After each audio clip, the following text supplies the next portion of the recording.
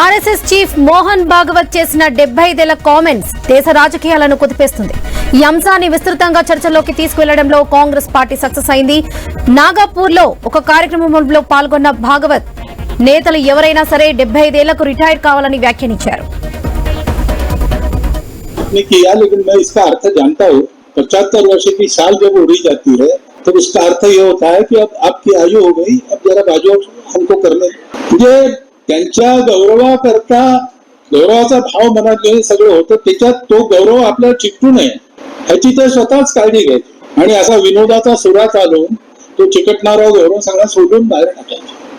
75 वर्ष का आपने किया लेकिन मैं इसका अर्थ जानता हूँ 75 वर्ष की साल जब उड़ी जाती है तो उसका अर्थ ये होता है कि अब आपकी आयु हो गई, अब जरा बाजू हमको करने म्हणजे त्यांच्या गौरवाकरता गौरवाचा भाव मनात घेऊन सगळं होतं. त्याच्यात तो गौरव आपल्याला चिकटू नये ह्याची ते स्वतःच काळजी घ्यायची आणि असा विनोदाचा सुरा चालून तो चिकटणारा गौरव सगळा सोडून बाहेर टाकायचा.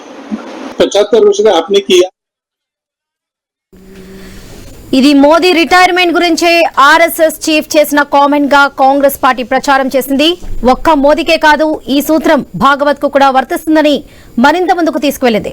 మోదీ భాగవత్ ఇద్దరు 75 ఏళ్లుగా చేరువ కానుండడంతో ఏం జరుగుతుంది? మోదీ రిటైర్ అవుతారా? మరి మోదీ వారసుడు ఎవరు? భాగవత్ తర్వాత ఆర్ఎస్ఎస్ పగ్గాలు ఎవరు చేపడతారు? ఇలా అన్ని రకాల ప్రచారాలు హాట్ టాపిక్ గా మారాయి.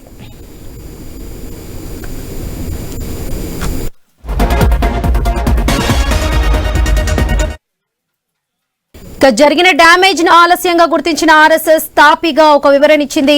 భాగవత్ ప్రస్తావించిన 75 ఏళ్ల అంశం మోదీని ఉద్దేశించి కాదని గతంలో సీనియర్ ఆర్ఎస్ఎస్ నేత మోరేపంత్ పింగ్లేతో జరిగిన ఒక సంభాషణను ఉటకరించారని పేర్కొంది. అప్పట్లో పింగ్లేకు సన్మానం చేసే సమయంలో ఆయనకు 75 ఏళ్లు రావడంతో ఇక రిటైర్ అవ్వాల్సిన సమయం వచ్చిందనేలా జరిగిన సరదా సంభాషణను భాగవత్ గుర్తు చేస్తే దానిని పూర్తిగా తీసుకోకుండా కుట్రపూరితంగా ఆర్ఎస్ఎస్ చీఫ్ ప్రసంగ పాఠాన్ని సగమే వైరల్ చేశారని సంఘ్ చెబుతుంది.